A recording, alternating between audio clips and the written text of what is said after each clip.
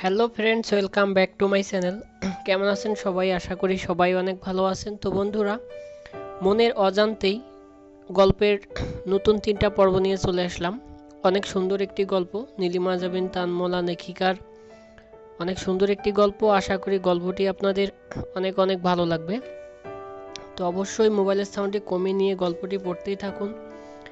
তো কিছু সমস্যার কারণে আসলে এই চ্যানেলে গল্প দেওয়া হয়নি, তো এখন থেকে নিয়মিতই গল্প দেওয়া হবে আমাদের এই চ্যানেলে। তো অবশ্যই গল্পগুলা পড়বেন, আর গল্পগুলা ভালো লাগলে অবশ্যই লাইক কমেন্ট শেয়ার করবেন। আর যারা এখনও আমাদের চ্যানেলটি সাবস্ক্রাইব করেননি তারা অবশ্যই চ্যানেলটি সাবস্ক্রাইব করবেন। তো বন্ধুরা, মোবাইলের সাউন্ডটি কমিয়ে নিন আর গল্পটা শেষ পর্যন্ত পড়তেই থাকুন। আর যারা আমাদের চ্যানেলটি এখনও সাবস্ক্রাইব করেননি তারা অবশ্যই চ্যানেলটি সাবস্ক্রাইব করুন। তো আজকে আমাদের আলোচনার বিষয় বিম ডিজাইন। বিম ডিজাইন বলতে কি বোঝো? বিম এক প্রকার আনুভূমিক কাঠামো যা এক বা একাধিক খুঁটি, পিলার, কলাম, দেওয়াল যা সাপোর্ট নামে পরিচিত ইত্যাদির উপর অবস্থান করে এবং এর উপর আরোপিত লোডকে সাপোর্টে স্থানান্তরিত করে। কাঠ, ইস্পাত, ঢালাই, লোহা, আরসিসি ইত্যাদি তৈরি বিম হতে পারে। স্ট্যাটিক্যালি ডিটারমিনেট বিম বলতে কি বোঝায়? যেসব বিমের সাপোর্টের প্রতিক্রিয়া সাম্যাবস্থা সূত্র প্রয়োগ করে নির্ণয় করা হয় না তাকে স্ট্যাটিক্যালি ডিটারমিনেট বিম বলা হয়। যেমন আবদ্ধ বিম এবং ধারাবাহিক বিম ইনডিটারমিনেট বিমের অন্তর্ভুক্ত। সুষম বিম ব্যর্থ হতে পারে কেন? সুষম বিমের ব্যর্থতা চাপ এলাকার কংক্রিটের এবং টান এলাকার স্টিলের একই সময়ে সংঘটিত হয়, ফলে বিম ব্যর্থ হবার পূর্বে তেমন কোনো সতর্কতামূলক নির্দেশনা পাওয়া যায় না। তো বন্ধুরা, অনেক সুন্দর একটি গল্প। আশা করি গল্পটি আপনাদের অনেক অনেক ভালো লাগবে। তো আপনাদের সাপোর্ট পেলে গল্পটা নিয়মিতই দেওয়া হবে। তো যারা এখনও আমাদের চ্যানেলটি সাবস্ক্রাইব করেনি তারা অবশ্যই চ্যানেলটি সাবস্ক্রাইব করুন, আর যারা সাবস্ক্রাইব করেছেন তাদেরকে অসংখ্য ধন্যবাদ। তো মোবাইলের সাউন্ডটি কমিয়ে নিয়ে গল্পটি শেষ পর্যন্ত পড়তেই থাকুন। আশা করি গল্পটি আপনাদের অনেক অনেক ভালো লাগবে। মোবাইলের সাউন্ডটি কমিয়ে নিয়ে গল্পটি শেষ পর্যন্ত পড়তেই থাকুন। ধন্যবাদ সবাইকে।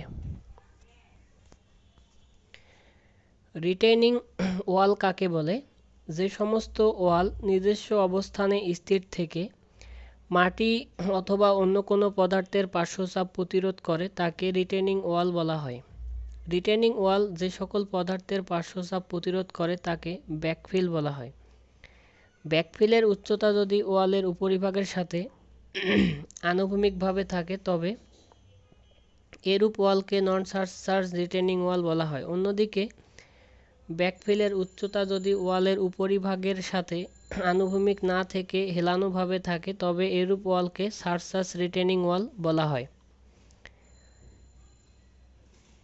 রিটেইনিং ওয়াল কত প্রকার ও কী কী?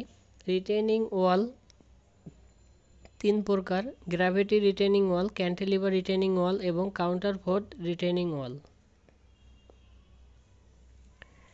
স্থিরতা কোণ ও অ্যাঙ্গেল অফ সারচার্জ বলতে কি বোঝায়? কোনো সমতল স্থানে আলগা মাটি বা অন্য কোনো পদার্থ স্তূপকৃত করে রাখলে তা স্বাভাবিকভাবেই গড়িয়ে স্থিরতা লাভ করে এবং নিজেই একটি স্তূপ আকার ধারণ করে। আনুভূমিক তলের সাথে স্তূপাকার কোনো পদার্থের বা মাটির পার্শ্বদেশে যে কোণ করে স্থিরতা লাভ করে তাকে স্থিরতা কোণ বা সর্বোচ্চ প্রাকৃতিক ঢাল বলা হয়। অ্যাঙ্গেল অফ সারচার্জ অতিরিক্ত বোঝা বহনকারী বা সারচার্জ রিটেইনিং ওয়ালের পশ্চাদের ব্যাকফিলের আনুভূমিক রেখার সাথে যে কোণ উৎপন্ন হয় তাকে অ্যাঙ্গেল অফ সারচার্জ বলা হয়। একে আলফা দ্বারা প্রকাশ করা হয়।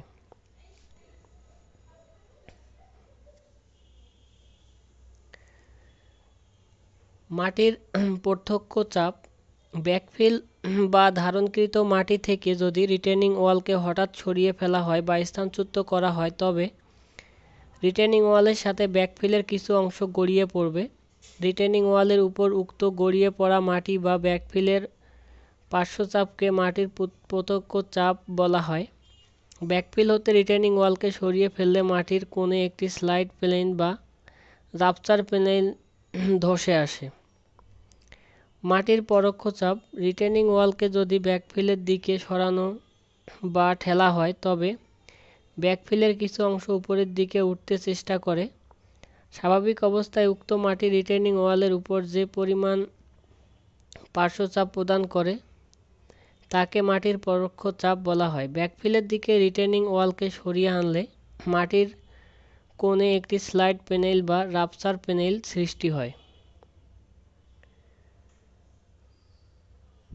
মধ্য তিতাংশ সূত্র কাকে বলে? লব্ধি বল বেইজের মধ্য তিতাংশ দিয়ে অতিক্রম করলে টোতে চাপ গ্রহণযোগ্য পর্যায়ে হ্রাস পাবে, ওয়ালের অসমবর্ষণ দ্রবীভূত হবে, লিলে টান পীড়ন সৃষ্টি হবে না এবং ওয়ালটি উল্টিয়ে পড়বে না। একে মধ্য তিতাংশ সূত্র বলা হয়।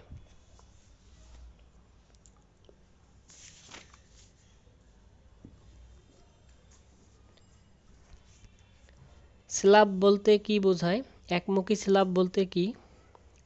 রেইনফোর্সমেন্ট সিমেন্ট কংক্রিট নির্মিত সমতল পাতলা ঢালাইকে স্ল্যাব বলা হয়। স্ল্যাব সাধারণত প্রশস্ত এবং এর উপর ও নিচের তল প্রায় সমান্তরাল হয়ে থাকে। অবস্থান অনুযায়ী স্ল্যাব দুই প্রকার, যথা ছাদ স্ল্যাব এবং মেঝে স্ল্যাব। একমুখী স্ল্যাব: যে সমস্ত স্ল্যাবের প্রস্থ বরাবর বিপরীত প্রান্তদ্বয় সমান্তরাল বিম বা দেওয়ালের উপর অবস্থান করে এবং কেবলমাত্র একদিকে প্রধান রেইনফোর্সমেন্ট ব্যবহার করা হয়, সেই সমস্ত স্ল্যাবকে একমুখী স্ল্যাব বলা হয়। স্ল্যাব প্যানেলের দৈর্ঘ্য ও প্রস্থের অনুপাত 2 এর বেশি হলে ওয়ান ওয়ে স্ল্যাব ডিজাইন করা হয়। কখন একটি স্ল্যাবকে ওয়ান ওয়ে স্ল্যাব হিসেবে ধরা হয়? ওয়ান ওয়ে স্ল্যাব টেম্পারেচার এবং শ্রিঙ্কেজ রেইনফোর্সমেন্ট ব্যবহার করা হয় কেন? যে সমস্ত স্ল্যাবের লং স্প্যানের দৈর্ঘ্য শর্ট স্প্যানের দৈর্ঘ্যের দ্বিগুণ সমান বা বেশি, সেই সমস্ত স্ল্যাবকে ওয়ান ওয়ে স্ল্যাব বলা হয়। এই স্ল্যাবের লং স্প্যানের সাপোর্টে কোনো লোড বহন করে না। এতে সাধারণত শর্ট স্প্যান বরাবর প্রধান রড ব্যবহার করা হয়, যার কারণে শর্ট স্প্যানের প্যারালালে সংকোচন এবং প্রসারণের কারণে এক ধরনের ফাটলের সৃষ্টি হয়। উক্ত ফাটল প্রতিরোধের জন্য লং স্প্যান বরাবর রড প্রদান করা হয়। উক্ত রডকে টেম্পারেচার বা শ্রিঙ্কেজ রেইনফোর্সমেন্ট বলা হয়।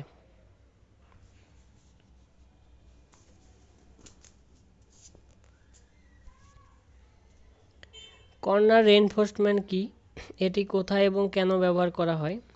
টু ওয়ে স্ল্যাবের বাহিরে কর্নারের টুইস্টিং মোমেন্টের সৃষ্টি হয়, যা স্ল্যাবের নিচের তলে কর্নের সমান্তরালে এবং উপরের তলের কর্নের আড়াআড়ি ফাটল প্রবণতা সৃষ্টি করে। এই ফাটল প্রতিরোধ করার জন্য স্ল্যাবের কর্নার হতে উভয় দিকে L/5 দূরত্ব পর্যন্ত এক ধরনের বিশেষ রড ব্যবহার করা হয়। একে কর্নার রেইনফোর্সমেন্ট বলা হয়।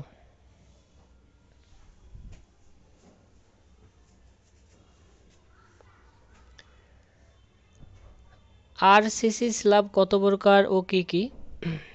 আরসিসি স্ল্যাবকে 5 ভাগে ভাগ করা হয়: একমুখী স্ল্যাব, দ্বিমুখী slab, flat slab, ribbed slab, RV slab ইত্যাদি। সুবিধাসমূহ: 1 নম্বরে, অত্যাধিক সচল ভরের ক্ষেত্রে ফ্ল্যাট স্ল্যাব নির্মাণ মিতব্যয়ী হয়। 2 নম্বরে, ফ্ল্যাট স্ল্যাবের ফর্মওয়ার্ক সাধারণ বলে শাটারিং সহজ হয়। 3 নম্বরে, বিম ও গার্ডার না থাকায় কক্ষে বেশি আলো বাতাস পাওয়া যায়, কক্ষের উচ্চতা বেশি পাওয়া যায়। ছাদের তলদেশে সমতল হওয়ায় গ্যাস, পানি ও বিদ্যুৎ সরবরাহ লাইন স্থাপন করা সহজ হয়। তীক্ষ্ণ কোণ না থাকায় অধিকতর অনুপ্রতিরোধক হয়। রেইনফোর্সমেন্টের স্থাপন সহজেই পরিদর্শন করা যায় এবং সহজেই ঢালাই করা যায়। অসুবিধা: ফ্ল্যাট স্ল্যাব নির্মাণের জন্য পাশাপাশি কমপক্ষে 3টি প্যানেল থাকতে হবে। স্ল্যাবের দৈর্ঘ্য প্রস্থের অনুপাত 1.33 এর বেশি হবে না। কলামগুলো এমনভাবে সাজাতে হবে যেন মোটামুটি আয়তাকার প্যানেল পাওয়া যায়। উভয় দিকে পরপর প্যানেলগুলোর দৈর্ঘ্যের পার্থক্য অপেক্ষাকৃত স্প্যান দৈর্ঘ্যের 20% বেশি হতে পারবে না। ডিজাইনের নির্মাণ কৌশল তুলনামূলকভাবে জটিল। উচ্চ শক্তিসম্পন্ন উৎকৃষ্ট নির্মাণ সামগ্রীর প্রয়োজন হয়। নির্মাণ কাজে দক্ষ শ্রমিক এবং অভিজ্ঞ পরিদর্শীর প্রয়োজন হয় ইত্যাদি। তো বন্ধুরা, আশা করি গল্পগুলো আপনাদের অনেক অনেক ভালো লাগবে। তো এটা একটা নতুন গল্প, তো আশা করি গল্পটি সবাই পড়বেন, শেষ পর্যন্ত পড়বেন। আর গল্পটি কেমন লাগলো অবশ্যই কমেন্ট বক্সে জানাবেন। আপনাদের সাপোর্ট পেলে আসলে গল্পটা নিয়মিতই দেওয়া হবে। তো আপনাদের সাপোর্ট পেলে গল্পটা নিয়মিতই দেওয়া হবে। তো আমাদের সাথেই থাকুন, আমাদের সাপোর্ট করুন। আর গল্পগুলো নিয়মিত পড়তে আমাদের চ্যানেলটি সাবস্ক্রাইব করুন। সবাই সাবস্ক্রাইব করে আমাদের সাথেই থাকুন। আশা করি গল্পগুলো আপনাদের অনেক অনেক ভালো লাগবে। তো মোবাইলের সাউন্ডটি কমিয়ে নিন আর গল্পটি শেষ পর্যন্ত পড়তেই থাকুন।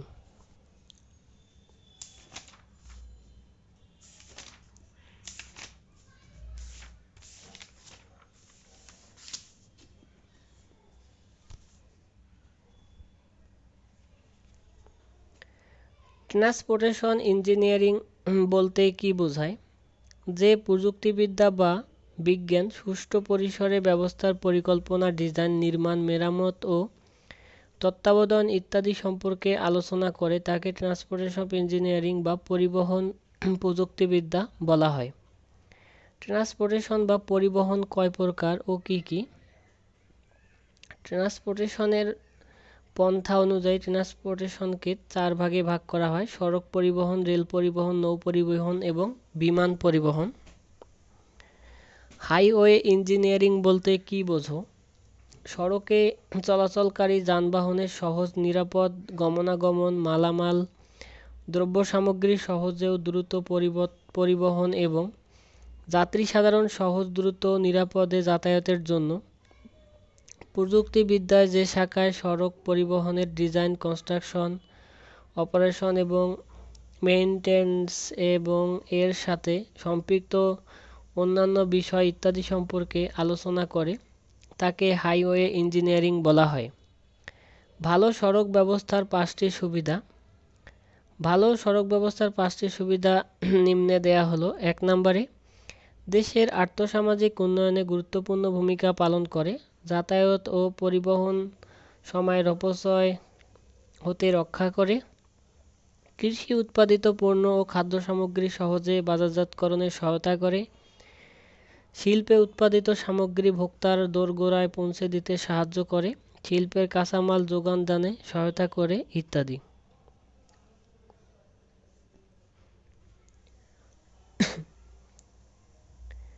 টেলফোর্ড ও ম্যাকআডাম সড়কের মধ্যে 6টি পার্থক্য। টেলফোর্ড এবং ম্যাকআডাম সড়কের মধ্যে 6টি পার্থক্য। টেলফোর্ড সড়ক ম্যাকআডাম সড়কের তুলনায় খরচ বেশি। সাবগ্রেডের আনুভূমিক বিধায় নিষ্কাশন ব্যবস্থা যথোপযুক্ত নয়। 17 হতে 22 সেন্টিমিটার আকারের বৃহৎ পাথরের টুকরো ভিত্তিস্তরে ব্যবহৃত হয়। কিনারায় 17 সেন্টিমিটার হতে কেন্দ্রে 22 সেন্টিমিটার আকারের পাথরের টুকরো ক্রমান্বয়ে ব্যবহার করে আড়াআড়ি ঢাল 1.45 দেওয়া হয়। 4টি স্তরের ভিত্তিস্তর, মধ্যবর্তী 2টি স্তর ও সর্বোপরি নির্মাণ কার্য সমাপন করা হয়। ভিত্তিস্তর 17 হতে 22 সেন্টিমিটার, মধ্যবর্তী দূরত্ব 10 সেন্টিমিটার ও 5 সেন্টিমিটার, সর্বোপরি স্তর 4 সেন্টিমিটার পুরু। ম্যাকআডাম সড়কের বৈশিষ্ট্য: টেলফোর্ড সড়কের তুলনায় খরচ কম। সাবগ্রেডের আড়াআড়ি ঢাল থাকায় 1:36 সাবগ্রেড নিষ্কাশন ব্যবস্থা স্তরে সন্তোষজনক। সর্বোচ্চ 5 সেন্টিমিটার আকারে পাথর খণ্ড ভিত্তি স্তরে ব্যবহৃত হয়। সাবগ্রেডের আড়াআড়ি ঢাল 1:36 দিয়ে সকল স্তর সর্বত্র সমপুরুত্বে দেওয়া হয় এবং নির্মাণ শেষেও আড়াআড়ি ঢাল বিদ্যমান থাকে। 3টি স্তরে ভিত্তি স্তর, মধ্যবর্তী স্তর ও সর্বোপরি চূড়ান্ত স্তর নির্মাণ কার্যের সমাপন করা হয়। ভিত্তি স্তর 10 সেন্টিমিটার, মধ্যবর্তী ও 10 সেন্টিমিটার, সর্বোপরি স্তর 5 সেন্টিমিটার পুরু হয়ে থাকে। জনপথ পরিকল্পনা। সড়ক পরিকল্পনা বলতে কী বোঝায়? কোনো দেশে বা অঞ্চলে প্রাপ্য বরাদ্দকৃত অর্থে অগ্রাধিকার ভিত্তিতে ভবিষ্যৎ প্রত্যাশানুরূপ সর্বাধিক উপযোগী সড়ক, সর্বাধিক দৈর্ঘ্য, সুষ্ঠু, যথাযথ ও পর্যায়ক্রমিক নির্মাণের অনুসরণীয় পূর্বাহের স্থিরকৃত নীতিমালাকে সড়ক পরিকল্পনা বলা হয়। অবস্থান ও কাজ অনুসারে সড়কের শ্রেণীবিভাগ উল্লেখ করো। অবস্থান ও কাজ অনুসারে সড়ককে 3 ভাগে ভাগ করা হয়। এক হলো জাতীয় জনপথ সড়ক, জেলাপথ সড়ক, মুখ্য জেলাপথ, জনপথ সড়ক, গৌণ জেলা সড়ক, গ্রাম্য সড়ক ইত্যাদি।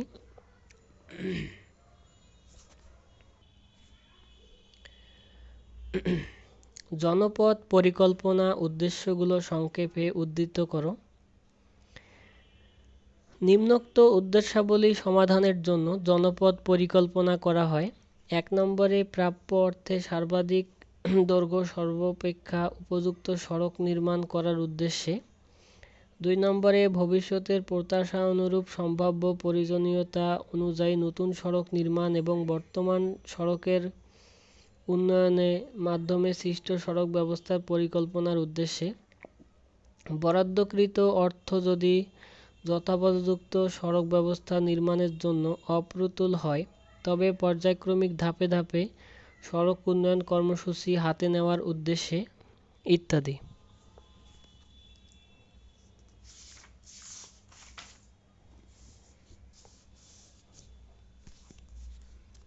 বরাদ্দকৃত অর্থে যদি প্রয়োজনীয় সড়ক নির্মাণ করা সম্ভব না হয় তবে উক্ত অর্থে সর্বাধিক গুরুত্ব ও প্রয়োজনীয় সড়ক পরিকল্পিত সময়ে নির্মাণের উদ্দেশ্যে, যেহেতু জনপথ পরিকল্পনার মাধ্যমে সড়কের উপযোগিতার প্রাধান্য অনুযায়ী বিন্যাস করা সহজতর। সড়কের খরচ উপকারিতার অনুপাত জানার অর্থ সড়কের অর্থনৈতিক সুবিধা নির্ণয়ের উদ্দেশ্যে, সড়কের অর্থযোগান ব্যবস্থার হিসাব নিকাশ সহায়তার উদ্দেশ্য ইত্যাদি। সড়কের অ্যালাইনমেন্ট বলতে কী বোঝায়? কোনো এলাকার ভূমিতে সরজমিনে যে স্থান দিয়ে প্রস্তাবিত সড়ক নির্মাণ করা হয় ওই এলাকায় নকশা বা মানচিত্রে উক্ত প্রস্তাবিত সড়কের কেন্দ্রীয় রেখা এঁকে দেখানো হয়। নকশা বা ম্যাপে অঙ্কিত এই রেখা প্রস্তাবিত সড়কের অ্যালাইনমেন্ট বলা হয়। সড়কের অ্যালাইনমেন্টের আঁকাবাঁকা করতে হয় কেন? 1 নম্বরে গুরুত্বপূর্ণ স্থান সংযোগ দেওয়ার জন্য, মাটি কাটা ও ভরাটের আধিক্য পরিবহনের জন্য,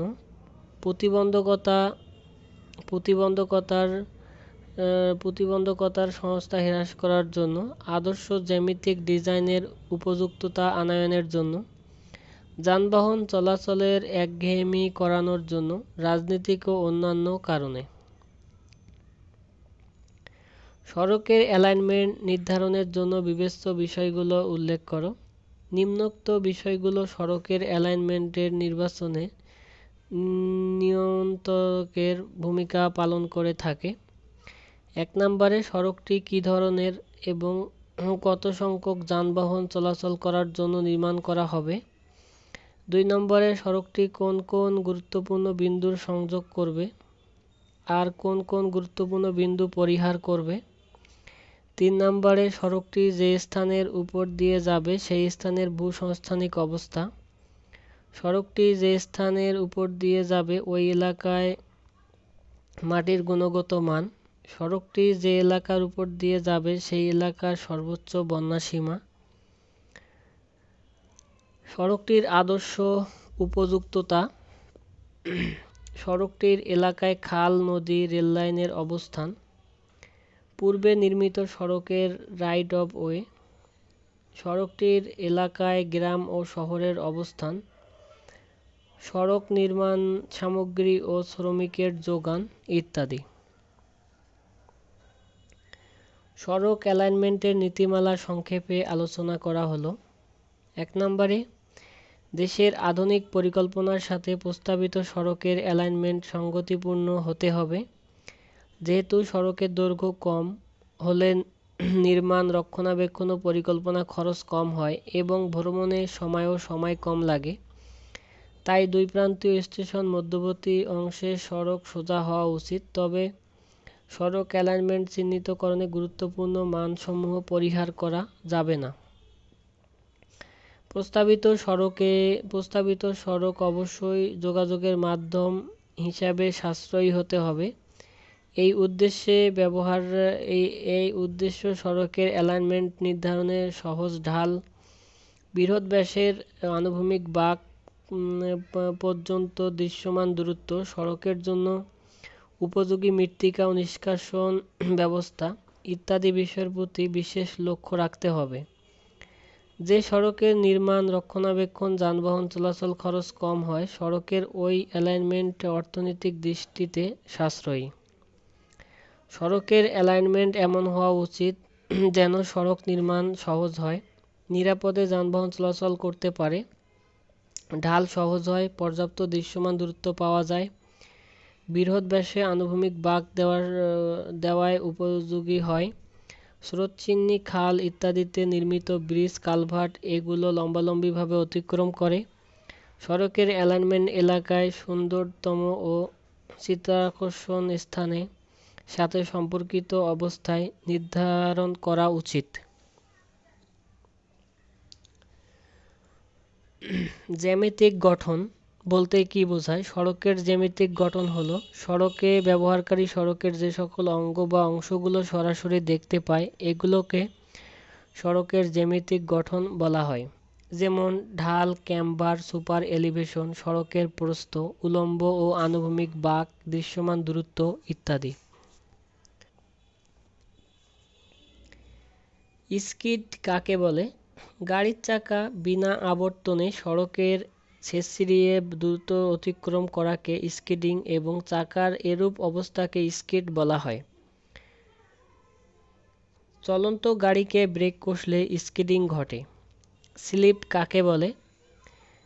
গাড়ি সড়কের চলাকালে চাকার আবর্তনে দূরত্ব অপেক্ষা কম দূরত্ব অতিক্রম করাকে স্লিপিং বা চাকার এই অবস্থাকে স্লিপ বলা হয়। স্লিপ সর্বদা চাকায় ঘটে, তবে ভিজা সড়কে বা মসৃণ টায়ারে বা বালির পিছনের টায়ারেও স্লিপ ঘটতে পারে। সড়কে কখন আনুভূমিক এবং কখন উল্লম্ব বাঁকের দরকার হয়? সড়ক যখন আনুভূমিক তলের দিকে পরিবর্তন করে তখন আনুভূমিক বাঁক, এবং যখন সড়ক পৃষ্ঠের এলিভেশন পরিবর্তন হয় তখন উল্লম্ব বাঁক দিতে হয়। সড়কে ঘর্ষণ সহগকে কোন কোন বিষয়ে প্রভাবিত করে? সড়কের ক্ষেত্রে নিম্নোক্ত বিষয়গুলো ঘর্ষণ সহগ প্রভাবিত করে: সড়কপৃষ্ঠের ধরন, যেমন বিটুমিন সড়কপৃষ্ঠের মাটির সড়কপৃষ্ঠের ওয়াটার ম্যাকাডাম সড়ক ইত্যাদি। পেভমেন্টের অবস্থা, যেমন মসৃণ, অমসৃণ, তেলতেলে, কর্দম, ভিজা, শুকনা। টায়ারের অবস্থা, যেমন নতুন টায়ার, পুরাতন টায়ার। টায়ার ও পেভমেন্টের তাপমাত্রা, টায়ারের চাপের পরিমাণ, টায়ারের উপর পতিত ভারের পরিমাণ, গাড়ির ব্রেকের দক্ষতা ইত্যাদি।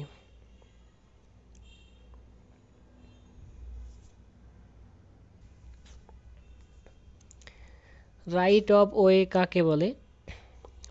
পরিকল্পিত ও বিধিসম্মতভাবে সড়কের কেন্দ্রীয় রেখার উভয় পাশে যতটুকু এলাকা সড়কের অধিকারে থাকে ততটুকু এলাকাকে পথের অধিকারী বা রাইট অফ ওয়ে বলা হয়।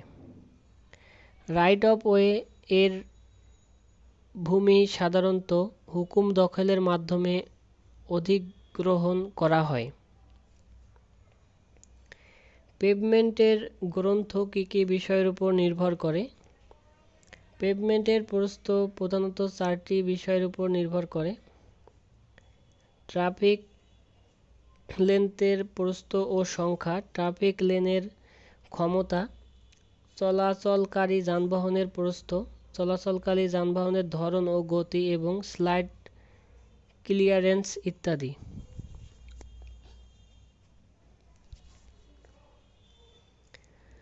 সড়কের ট্রাফিক লেন্থ বলতে কী বোঝায়? ন্যূনতম পার্শ্ব ক্লিয়ারেন্স রেখে একটি পরিমাণ মাপের গাড়ি নিরাপদে একমুখী চলতে যে পরিমাণ প্রস্থের পেভমেন্ট দরকার হয় তাকে একক ট্রাফিক লেন্থ বলা হয়। একটি গাড়ি অনুমোদিত সর্বাধিক প্রস্থ 2.44 মিটার এবং পার্শ্বে 0.68 মিটার পার্শ্ব ক্লিয়ারেন্স ধরে একটি একক লেনের 0.68 এবং 2.44 এবং 0.68 সমান 3.08 মিটার ইত্যাদি।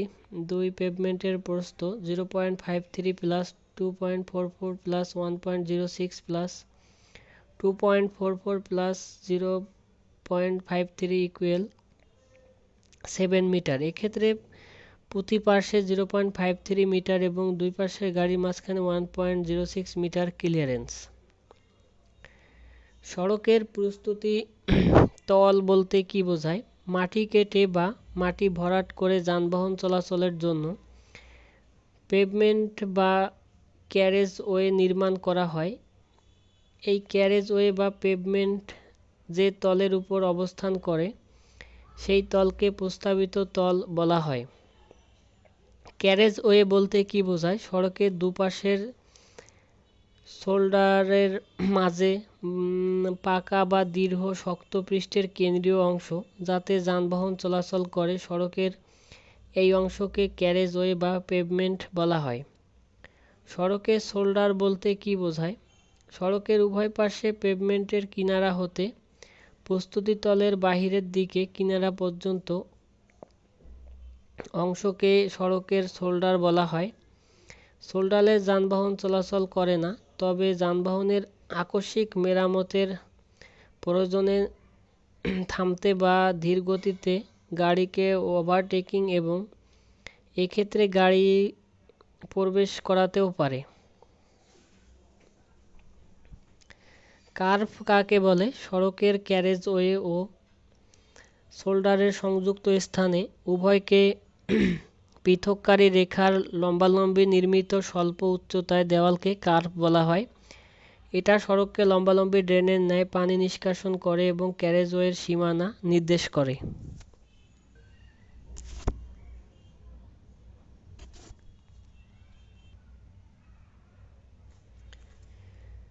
জিওটেক্সটাইলের ব্যবহার। জিওটেক্সটাইলের ব্যবহার নিম্নে দেওয়া হলো: জিওটেক্সটাইল মাটির বৈশিষ্ট্যগুলোর উন্নতির জন্য ব্যবহার করা হয়ে থাকে। এটা নদীর বাঁধ রক্ষা হিসাবে ব্যবহার করা হয়ে থাকে, যাতে পানি প্রবেশের কারণে বাঁধের ভিতর দিয়ে পানি না চুয়াতে পারে।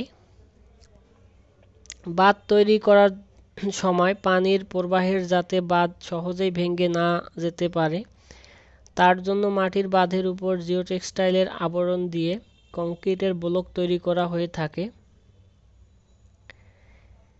একে বাঁধের মধ্যে পানি চুয়ানো প্রতিরোধ করা যায়। রাইট অফ ওয়ে এর বিস্তৃতি কী কী বিষয়ের উপর নির্ভর করে? রাইট অফ ওয়ে এর প্রস্থ বা বিস্তৃতি নির্ধারণ নিম্নোক্ত বিষয়গুলো হলো: পেভমেন্টের প্রস্থ, শোল্ডারের প্রস্থ, খনন বা ভরাটের পার্শ্বঢালের জন্য প্রস্থ, বামের প্রস্থ, সড়ক মেরামত সামগ্রী রাখার স্থানের প্রস্থ, সড়ক বনায়নের জন্য স্থাপনের প্রস্থ, ভবিষ্যৎ সড়কের সম্ভাব্য উন্নয়নের জন্য স্থানের প্রস্থ, 12 ফিটের উপরের তলের প্রস্থ, রোড সেপারেটর, পার্কিং লেন, কাঁধ, গার্টার ইত্যাদির জন্য প্রস্থের পরিমাণ। সাইকেল ট্রেড এর প্রস্থ 12 ফিট, পাঠের জন্য সংরক্ষিত স্থানের প্রস্থ ইত্যাদি। সড়কে মাত্রা অতিরিক্ত ক্যাম্বার কি কি অসুবিধা সৃষ্টি করে? 1 নম্বরে সড়কের মধ্যভাগের ভারসাম্য রক্ষা করে যানবাহন চালানোর জন্য, বিধায় চালকগণ সহজেই মধ্যভাগ ব্যবহারে প্রভাবিত হয়, ফলে সড়কের ক্ষমতা কমে যায়। সড়কের একপাশে যানবাহন চলাচলকালে কিনারার দিকে কাত অবস্থায় থেকে চলতে হয়, ফলে ক্যারেজ ওয়ে এর কিনারা অধিক ক্ষয়প্রাপ্ত হয়। অধিক ভার বহনকারী যানবাহন কাত হয়ে চলাকালে উল্টিয়ে যেতে পারে। দৃশ্যমান দূরত্ব বলতে কি বোঝায়? গাড়ির চালক গাড়িতে নির্দিষ্ট উচ্চতায় সড়কপৃষ্ঠ হতে 1.22 মিটার বসে তার সামনের সড়ক কতটুকু সড়ক দৈর্ঘ্য, পর্যাপ্ত সড়ক দৈর্ঘ্য, স্থায়ী চালনায় বস্তু স্পর্শ দেখতে পায় ততটুকু সড়ক দৈর্ঘ্যকে দৃশ্যমান দূরত্ব বলা হয়। তো বন্ধুরা, আশা করি গল্পটি আপনাদের অনেক অনেক ভালো লাগবে। তো অবশ্যই গল্পটি শেষ পর্যন্ত পড়ুন। আর যারা এখনও আমাদের চ্যানেলটি সাবস্ক্রাইব করেননি তারা অবশ্যই চ্যানেলটি সাবস্ক্রাইব করুন। আমরা এখন থেকে নিয়মিতই আমাদের এই চ্যানেলে গল্পটি দেব। তো যারা এখনও চ্যানেলটি সাবস্ক্রাইব করেননি তারা অবশ্যই চ্যানেলটি সাবস্ক্রাইব করে আমাদের সাথেই থাকুন। আশা করি সুন্দর সুন্দর অনেক গল্প উপহার দেওয়ার চেষ্টা করব। তো মোবাইলের সাউন্ডটি কমিয়ে নিন আর গল্পটি শেষ পর্যন্ত পড়তেই থাকুন। ধন্যবাদ সবাইকে।